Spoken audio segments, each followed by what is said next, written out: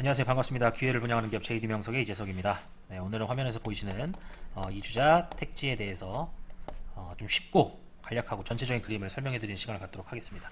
자, 이주자 택지를 이해하시려면 몇 가지 키워드들이 좀 필요합니다. 이주자 택지는 원주민, 집, 신도시, 보상, 이렇게만 일단 알고 계셔도요, 절반 이상은 아신 거예요. 아신 거고, 다들 아는 내용이다 그렇게 하실 수도 있는데, 기존의 이주자 택지는 원주민들이 받는 겁니다. 이 원주민이 집을 갖고 있는 사람들인데, 그 집에 신도시가 들어오게 됩니다. 그러면 당연히 보상을 받게 되죠. 보상에는 지작물 보상이랑 권리 보상을 받게 됩니다. 자, 돈을 받고, 지작물 보상은 돈인데 이 집값이랑 이 땅값 당연히 돈 보상 받아야 되죠. 그리고 이제 권리 보상을 받아요.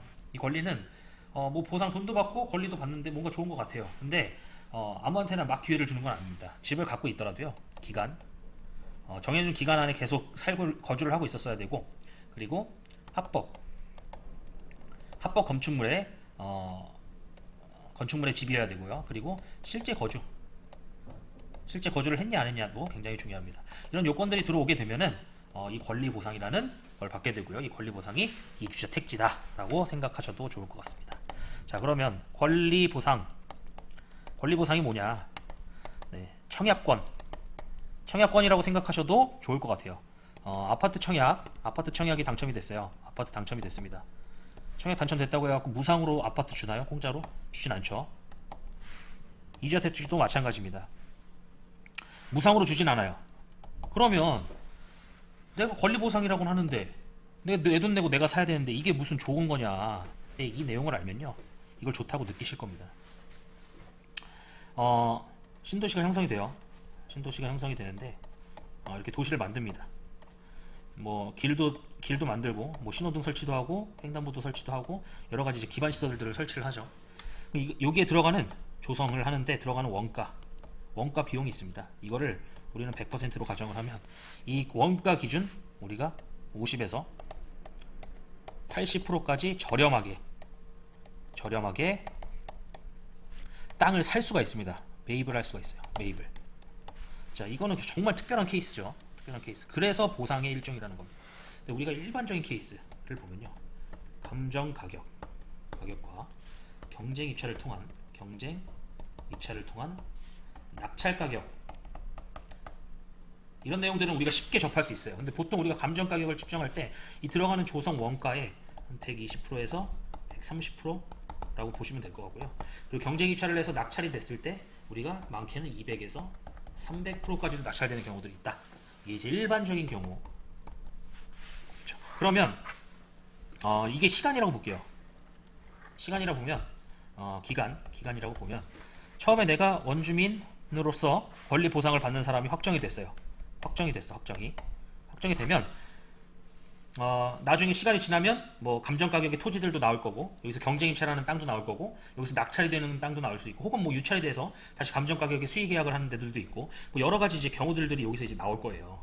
나오게 되면 우리는 이미 조성 원가보다 50%에서 80% 저렴하게 마이너스 된 가격으로 받았단 말이에요. 그럼 여기서 이런 감정 가격까지도 벌써부터 뭐 한 80% 이상이 차이가 나고, 80% 정도가 차이가 나고, 낙찰 가격이 뭐 200%만 됐다고 해도 벌써 250% 차이가 나고, 여기서부터. 그러면 여기서부터 이 차이 나는 이 가격만큼이 결국엔 돈이에요. 돈. 이득금. 그래서 많은 사람들이 이주자 택지를 투자하려고 하고요, 좋아하는 겁니다. 물론 이런 이주자 택지에다가 어떤 건물을 짓느냐도 굉장히 중요한데, 이런 이주자 택지를 갖는 순간, 이 토지를 받는 순간 이런 가격 형성과 흐름이 이어진다는 걸 알기 때문에 사람들이 좋아하는 거죠.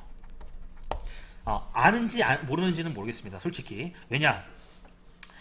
그러면 사람들이 이걸 살 때 잘 사고 잘 팔아야 되는데, 대부분 사람들이 잘 못 팔고 잘 못 사요. 왜냐? 정보가 없어서입니다. 정보가 없어요. 이런 내용들을 공부를 안 해요. 습득을 안 해. 그리고 경험도 없습니다. 여러 가지 거래하는데 필요한 뭐 서류들이라든지, 혹은 거래가 가능한 기간이라든지, 혹은 어떤 식으로 거래를 하는지 몰라요. 경험 자체가 없고. 그리고 단기간을 그렇게 좋아해요. 단기간을. 그래서 파는 사람이, 매도하는 사람이, 원주민이 뭐 예를 들어서 1억을 줄 테니까 팔아라 얘기를 했어요. 그러면 한순간에 하루아침에 내가 1억이 생겨버린단 말이에요. 그럼 원주민 이거 좋네 이러고 팔아요. 근데 한 2, 3년 지나니까 이게 3억이 돼 있네. 그럼 이제 배가 아픈 거죠. 자, 매수자 1억 주고 살려고 해요. 근데 2, 3개월 안에 2에서 3개월 안에 이게 2, 3억이 되길 바래요. 이래서 단기간을 원하기 때문에 사람들이 잘 사고 팔고를 할 수가 없다라는 겁니다. 그래서 적어도 여기서 추가적으로 하나 말씀드리면 부동산은 뭐든지 단기간으로 할 수 없어요. 절대로. 물론 이 이주자 택지라는 이 이주자 택지 이 권리 상태였을 때의 거래가 이제 가격이 변동이 좀 크고 빨리빨리 사고 팔수를 하고 있다라는 이런 장점들은 있는데 이것도 적어도 한 2, 3년, 많게는 3, 4년, 더 길게는 한 10년까지도 바라보고 투자를 해야지 성공을 할 수 있다. 이렇게 생각을 하시면 됩니다. 단기간에 팔고 싶어 하기 때문에 안 되고, 그리고 제일 심한 거 주변 사람 희한해요. 주변 사람 뭐 주변에 알아보려고 뭐 부동산 전문가들 다 알아보고 얘기를 했는데 결국에 말 듣는 건 주변 사람 말 들어요. 누가 투자해서 돈 벌었다고 한다. 이게 정말 최고예요. 투자자분들한테는 이렇게 하면 안 됩니다. 왜냐, 같은 이주자 택지라고 하더라도요, 지역별로 이런 진짜 경쟁 입찰에서 낙찰 가격이 200~300% 나오는 데도 있고, 유찰이 돼서 감정가로 수의 계약을 하는 데도 있고, 경쟁 입찰에서 그냥 감정 가격으로 그냥 추첨을 통해서 분양받는 데들도 있고, 그렇기 때문에 내가 이런 일반적으로 들어갈 수 있는 상태에서 비싸게 주고 이런 이주자 택지를 매입하게 되면요, 아무런 의미가 없어지는 거고요. 매도자들도 이 가격이 올라갈 걸 뻔히 알면서도 원주민분들 더 싸게 판다면 매도자분들도 잘 팔질 못했다라고 이제 보실 수 있는 겁니다.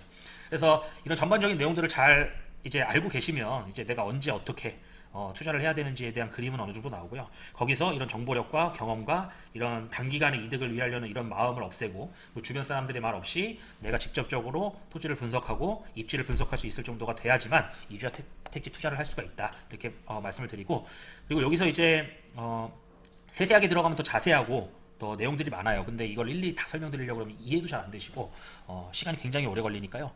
내가 만약에 이런 이주자 택지를 받을 수 있는 사람일 것 같다, 혹은 내가 보상을 받긴 받는데 뭘 받는지 모르겠다 하시는 분들은 언제든지 편하게 연락 주시면 제가 그런 이제 가이드는 충분히 도와드리는 걸로 이렇게 하겠습니다. 그래서 이주자 택지는 이 정도 그림만 알고 있으셔도요, 어느 정도는 이제 절반 이상은 확실히 아셨다고 생각하실 수 있고, 그리고 시간이 지나면 지날수록 우리는 이제 또 토지를 사용할 수 있게끔 되는 시기가 있어요. 신도시에서 토지 사용 시기가 있습니다. 이때는 건물을 이제 지을 수가 있거든요. 건물을 짓는 것도 굉장히 중요합니다. 건물이 한두 푼 들어가는 게 아니라 보통은 6억에서 8억 정도 선이 들어가기 때문에 이것도 언제 어떻게 짓고, 그리고 어떤 식으로 임대를 맞추는지도 굉장히 중요합니다. 그래서 이 건축에 대한 부분들은 제가 따로 자료를 만들어서 설명을 드리겠고요. 그리고 이 신도시라는 개념은요, 뭐 기존에 들어와 있던 1기, 2기, 3기 신도시들 다 들어보셨고, 이제 3기 신도시는 이제 지정이 된 지 얼마 안 됐죠. 그리고 주변에 택지개발지구, 택지지구라는 곳을 많이 들어보셨을 거예요. 이런 이제 신도시가 들어오는, 미니 신도시가 들어오는 곳은요, 거기에 집만 갖고 있고 이런 조건들이 있다면 이주자 택지는 무조건 나옵니다. 그러니까 내가 여기에 해당된다 싶으면 무조건 연락을 주셔야 되고, 그리고 왜 이런 거를 자기가 노력을 해야 되냐, 알아봐야 되냐라고 제가 말씀을 드리면, 이주자 택지 보상은 지작물 보상, 돈과 권리 보상이라고 했어요. 어찌됐든 간에 이런 혜택들, 밑에 보이시는 혜택들을 주기 때문에 이 사업을 시행하는, 이 신도시를 만드는 주체들이 이 권리 보상 자체를 내가 먼저 노력해서 찾아 먹여주지 않아요. 절대 그렇지 않습니다. 그래서 내가 원주민이면, 내가 만약에 이런 게 있다면 공부도 열심히 해서 이 권리를 내가 알아서 찾아야 돼요. 그렇지 않는 이상은 절대 누가 찾아주지 않습니다. 그러니 이런 내용들 잘 습득해 놓으시고, 내가 그 지역에 해당된다 싶으시면 언제든지 꼭 연락을 무조건 주셔야 됩니다. 지금까지 이주자 택지에 대한 설명을 마치고요. 다음에는 이제 건축에 대한 부분들, 이주자 택지 건축에 대한 걸로 다시 찾아뵙도록 하겠습니다. 감사합니다.